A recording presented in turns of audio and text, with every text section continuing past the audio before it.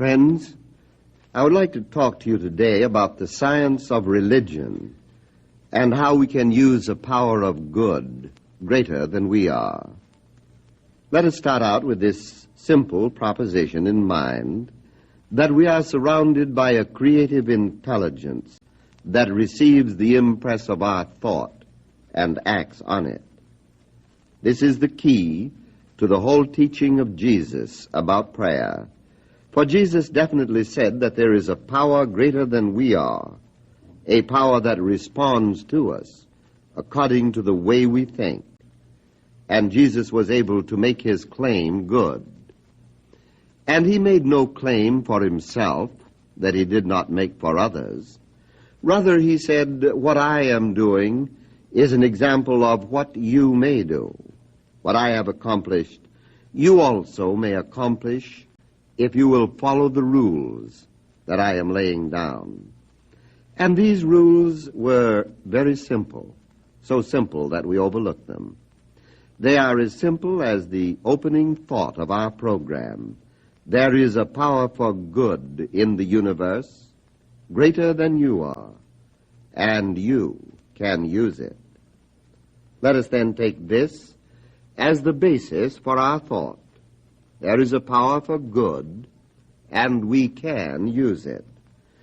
This power responds to our thinking, to our faith, our conviction, our acceptance. It is done unto us by a power greater than we are, and this power responds to our thinking and acts on our faith. Jesus told us all about this. And this is what he meant when he said that when you pray, you must believe that you already have, and then you will receive. But he said another thing, and the most important part of his teaching. He said that this power is not only law, it is also love. Therefore, he told us that if we would get the most good from the use of the power that is greater than we are, we must always use it in love.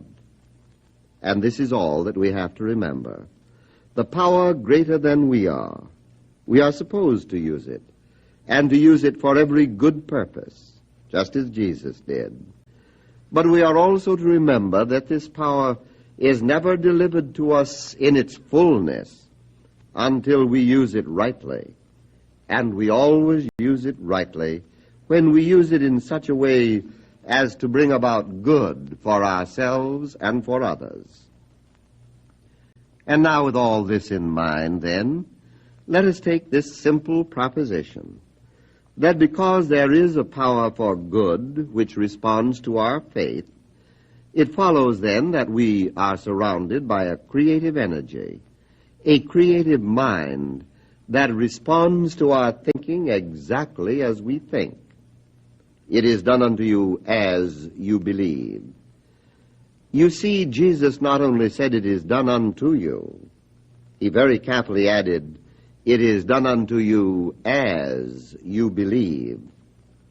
And how could it be otherwise? For if there is a power that responds to our thinking, our faith and conviction, then certainly it would have to respond in the way we think. It would have to act like a mirror, reflecting back to us the images of our thoughts. And so Jesus said, it is done unto you as you believe. If you can only believe a little, then a little will be done. But if you can increase your faith, greater things then can happen. And one day when the disciples of Jesus apparently had been trying to heal someone and had not been successful, they came to him and asked what they should do. Jesus answered, increase your faith. This they did, or attempted to do, but still without success. And so they again returned to the master and said, what shall we do now? And Jesus said, have the faith of God, which of course means have a complete faith. Let nothing disturb your conviction. And he also said, judge not according to appearances. That is, don't become confused over things as they now seem to be, but judge righteously, which means think independently of any present condition, because the power that is greater than you are can change this condition. It is important for us to remember this, for we all are laboring under the mistakes of our yesterdays. We are confused over what transpires around us, and sometimes we feel that we are caught in a net of circumstances too great to be overcome. It was this possibility of starting fresh and new every day that Jesus pointed out. As a matter of fact, this must have been why he so frequently forgave people their sins or mistakes, and then told them to try all over again. No, we are not to judge according to appearances, no matter what they look like. We are not to measure the possibility of tomorrow by anything that has happened yesterday or throughout all the yesterdays of the dim and the distant past. For today is a fresh beginning. Today your world and my world can be made new if we will only use the power for good, the power that is greater than we are, and if we can only realize that this power can act independently of any circumstance whatsoever. Anyone can have faith if he really wants to, but it will be much easier for us to have faith when we realize that we are dealing with a power greater than we are. As a matter of fact, it is only when we do believe in the greater power that we can have faith. And so let's again return to our basic proposition. We are surrounded by a law of mind. It is a creative law. It responds to our thinking exactly as we think. And through careful practice, gradually we can weed out all negative thoughts, and we can replace them with positive ones. So the whole matter is simplified, and finally we come to realize that we are dealing only with our own thoughts, while our thoughts in their turn are acted on by the power greater than we are. It is wonderful to know that we do not have to coerce this power. It is always there, always ready, always able and willing to respond. But it is impossible for it to respond to us in any other way than by corresponding to our thinking. It is indeed like a mirror reflecting back our thoughts to us. We do the thinking. The mirror does the reflecting. If we want the picture in the mirror to change, we change the image in front of it. And so it is with our thoughts. The mirror of life will always be there, and we shall always be standing in front of it.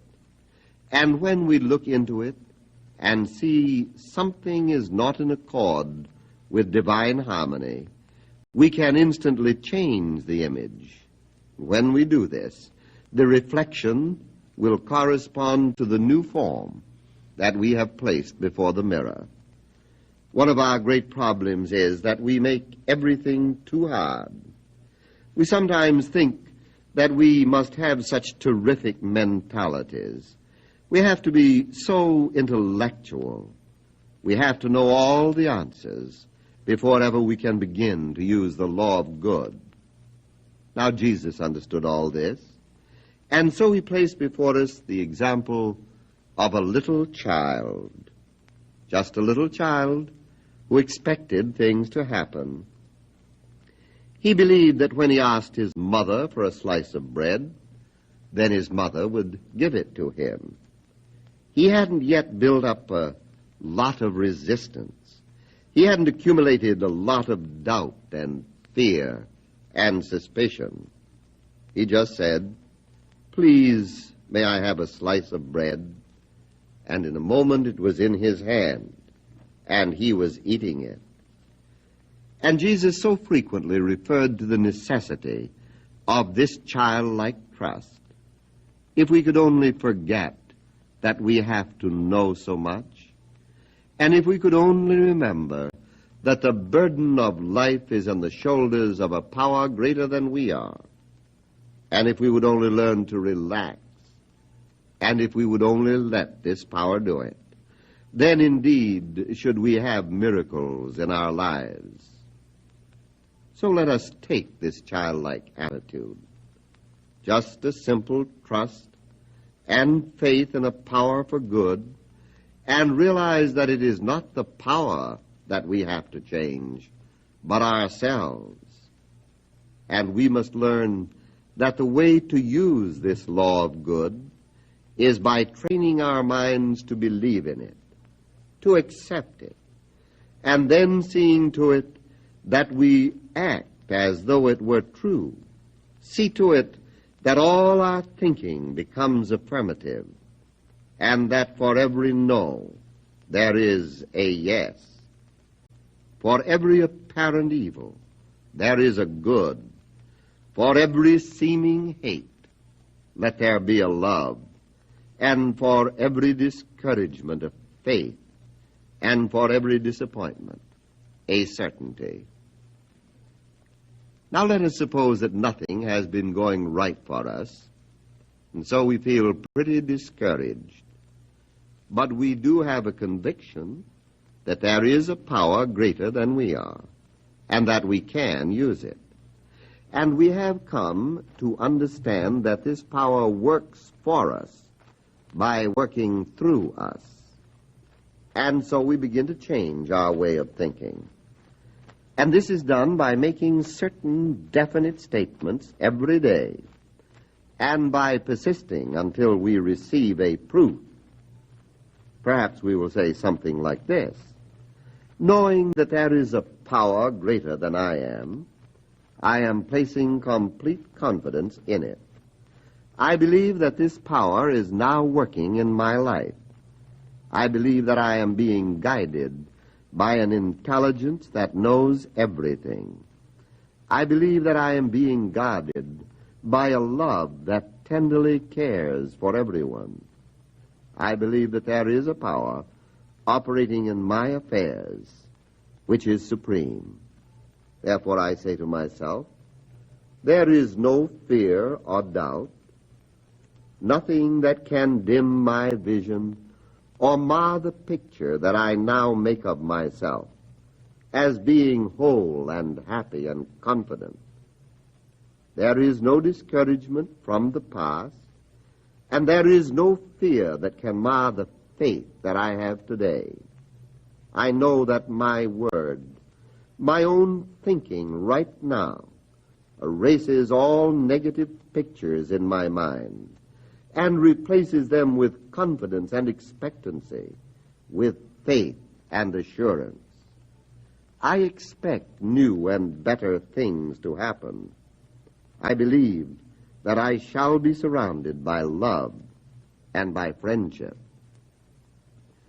And now, if we wish to follow more exactly the instructions of Jesus, instead of saying, I shall be, we would say, I believe that I now am.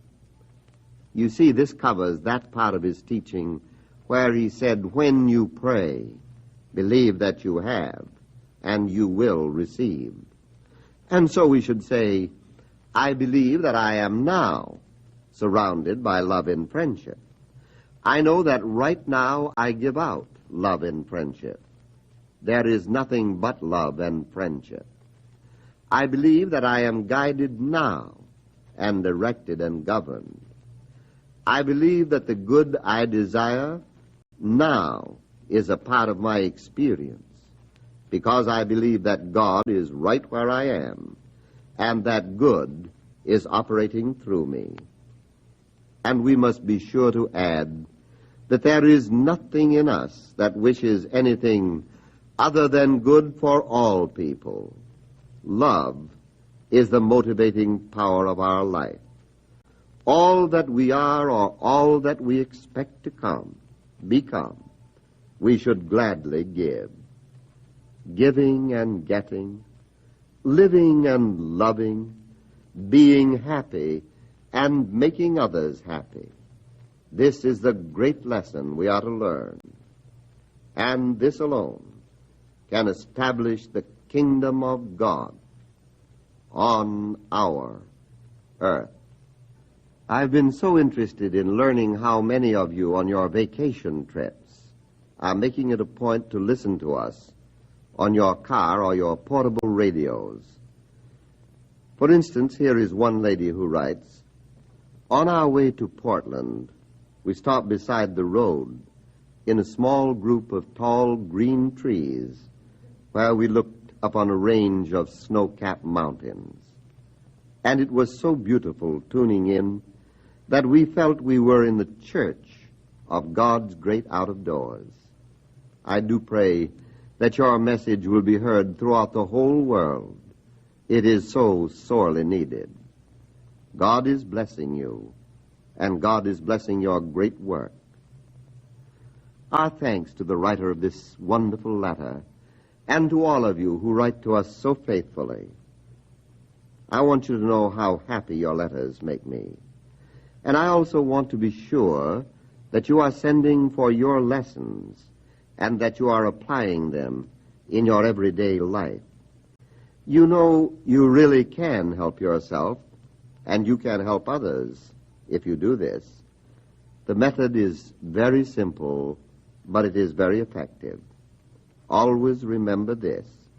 You are using a power greater than you are, but it is a power that responds and responds directly to you. In this way, you make this power personal in answering your everyday needs. And one of the greatest joys that will ever come to you will be the discovery that you can also use this great power to help others.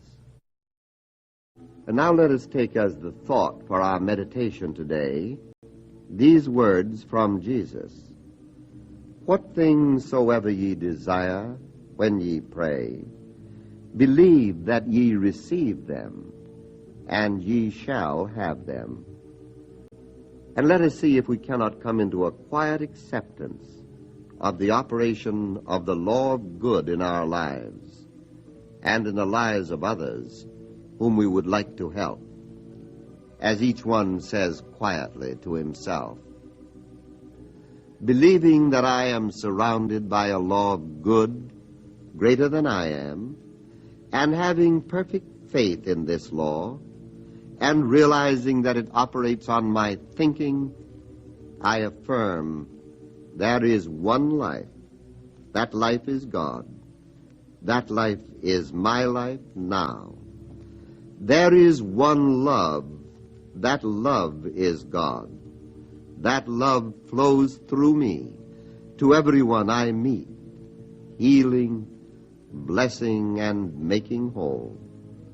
Believing that there is one divine intelligence that governs everything, I affirm that this intelligence is acting in my mind, causing me to know what is best and to do what is best.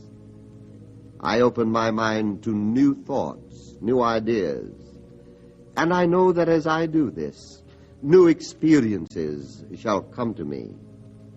Believing that there is one presence animating everything, I recognize this presence in everyone I meet, in everything I do, and in every circumstance that confronts me. Therefore, I rest in peace and in the quiet confidence that all is well. And it is my sincere desire that the life and the love that God is shall flow through me to the whole world." Where he said, "What I am doing is an example of what you may do. What I have accomplished, you also may accomplish if you will follow the rules that I am laying down." And these rules were very simple, so simple that we overlook them. They are as simple as the opening thought of our program, our acceptance. It is done unto us by a power greater than we are, and this power responds to our thinking and acts on our faith. Jesus told us all about this. And this is what he meant when he said that when you pray, you must believe that you already have, and then you will receive. This is the key to the whole teaching of Jesus about prayer. For Jesus definitely said that there is a power greater than we are, a power that responds to us according to the way we think. And Jesus was able to make his claim good. And he made no claim for himself that he did not make for others.